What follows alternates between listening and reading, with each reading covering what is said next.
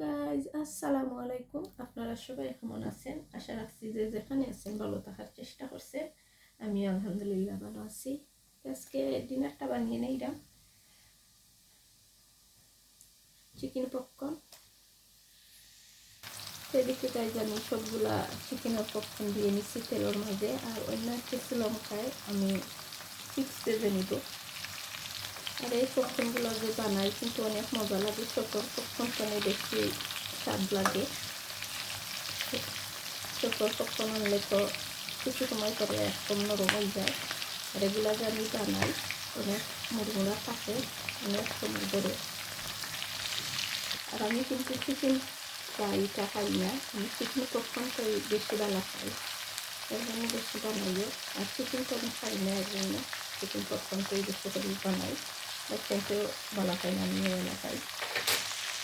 এদিকে গাইজে আমি ভাবছিলাম চিপসটা ভেজে নিব অন্য লঙ্কায় তেল দিয়ে নিছি, কান্দির মাঝে এখন আর ভাজলাম না। আমি পটেটো ওজিস ভেজে নিব, যেহেতু চিকেন তুলিয়ে। এদিকে গাইজ আমি কিছু তুলে নিছি তেলকনে, আমি তুলে নিলাম। এদিকে গাইজ হয়ে গেছে আমার চিকেন পপকর্ন ভাজা। এখন আমি চিপসটা ভেজে নিলাম পটেটো ওজিস, কিন্তু চিকেনের তেল দিয়ে নিলাম, কারণ এই চিপসটা জাল, এর জন্য এ তেলও দিলে তেলটা পড়ে যাইব।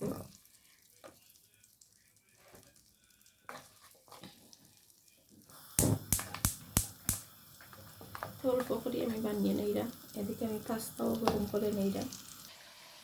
এদিকে চিপসটা ভাজা হয়ে গেছে, তুলে নিলাম।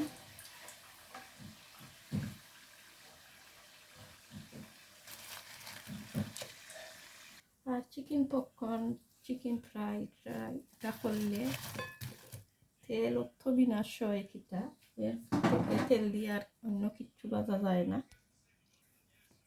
তো এই চিপসটা একটু জাল। আর এদিকে আমি পাস্তা গরম করিয়া নিছি, আর চিকেন পপকর্নটা কিন্তু অনেক মজা হয়েছে। ঠিক আছে গাইস, সবাই ভালো থাকবা, সুস্থ থাকবা, আমাদের জন্য দোয়া করবা, আর আপনাদের প্রতি রইল অনেক অনেক দোয়া আর ভালোবাসা দিয়ে আমার পাশে থাকবা। আল্লাহ হাফেজ, আসসালামু আলাইকুম।